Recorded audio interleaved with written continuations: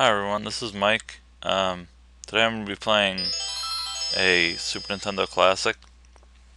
It's called Super Castlevania IV. It's the fourth Castlevania game in the series, which started on the NES. This is the first, and actually, yeah, this is the first out of two SNES Castlevania titles. This is a better one out of both of them because just the character, the way he attacks is better, um, and even in comparison to the original games, it's probably one of the best, but also I consider it like one of the easiest because the way Simon's whip goes in this game, it can go in 8 directions, whereas in the original game you can only go left and right, backwards and forwards or whatever. In this you can go up, down, left, right, diagonally.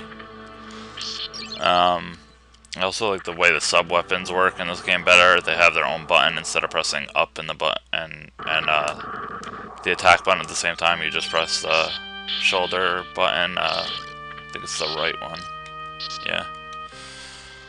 And this is just the first level. I mean, a lot of this game's strengths are in the graphics. Look pretty good for the time it came out.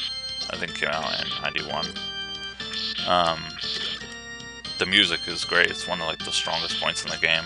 Obviously the gameplay is good, but that's something you'd expect from a Castlevania game. But like I said, the precision in which you can control Simon is like one of the things that makes the game so good.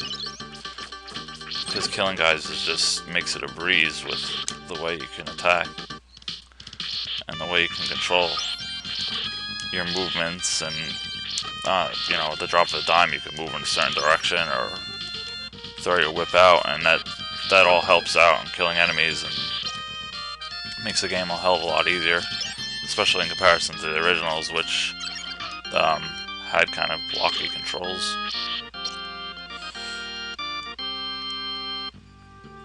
But this one isn't like that, so it's very precise.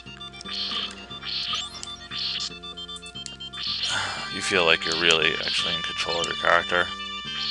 That's another feature in this game too, if you didn't notice.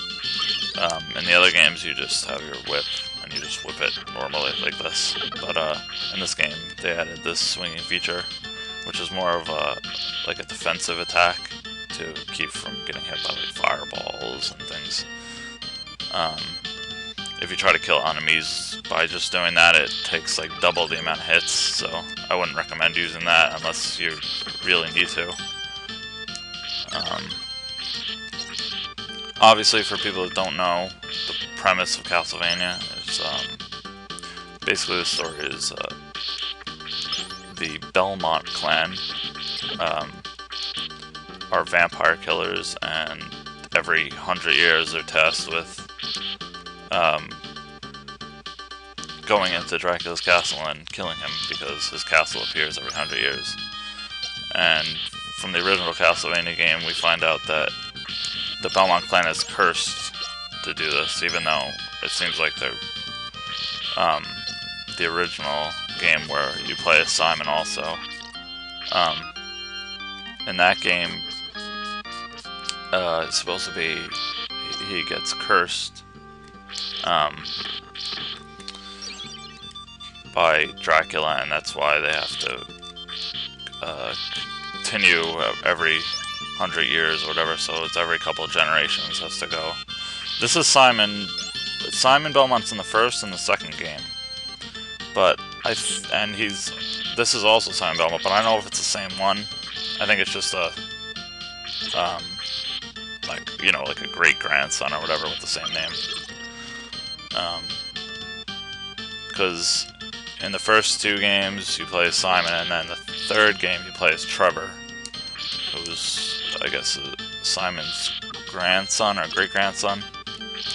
So this Simon would be, I guess, Trevor's great-grandson.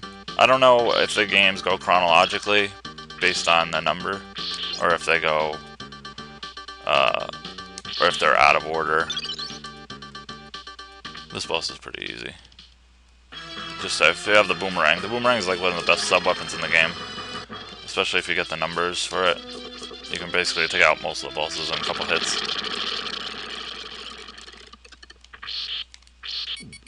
And then just get this orb thing. Finishes the level. People not familiar with the other games that came before this,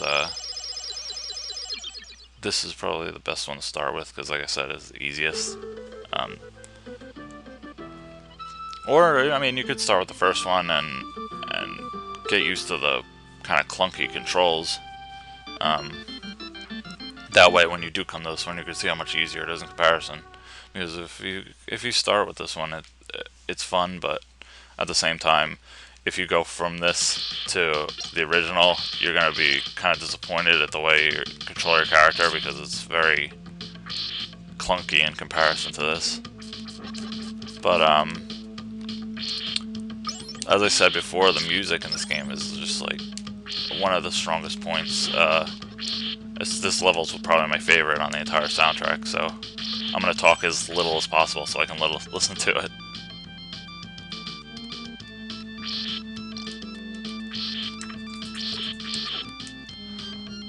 This is one of the only games where I'd actually listen to music without even playing it. I could just listen to the music from the soundtrack and whatnot.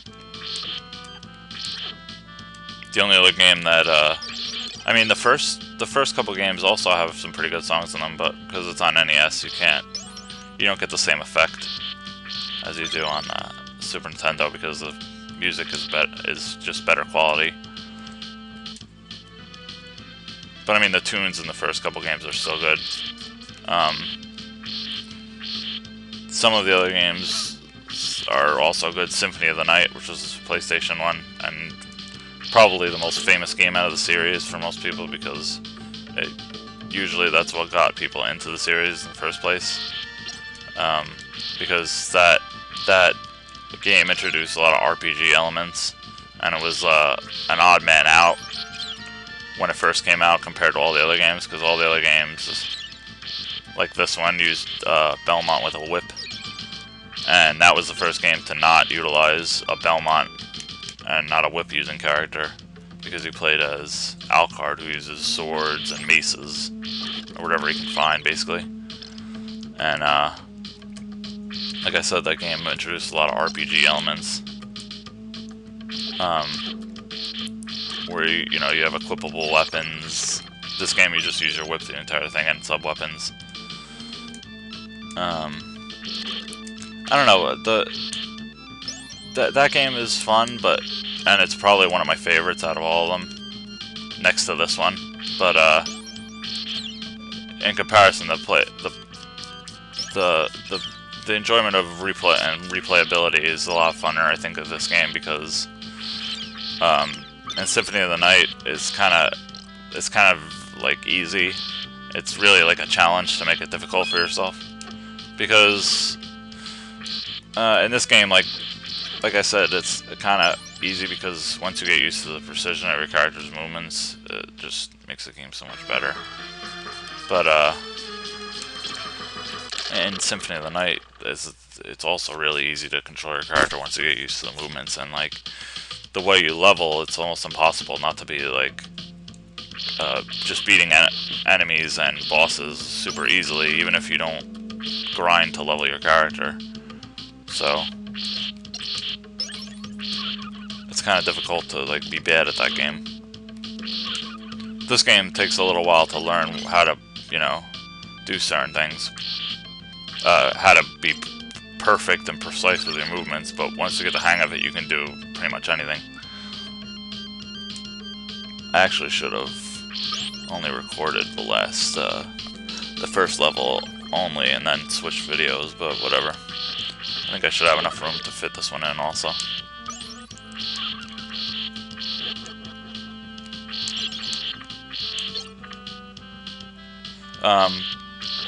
Some other information, if people don't know, the sub-weapons use hearts. That's what I'm You know, if you hit the candles, they drop hearts. Hearts is basically like the cost for your sub weapons. Certain ones cost more than others. I'm not sure how much a boomerang costs. The boomerang only costs 1, which is really good considering how useful the boomerang is. Try to keep it as long as possible. Alright, I'm going to end this video here, and we'll start in the next one.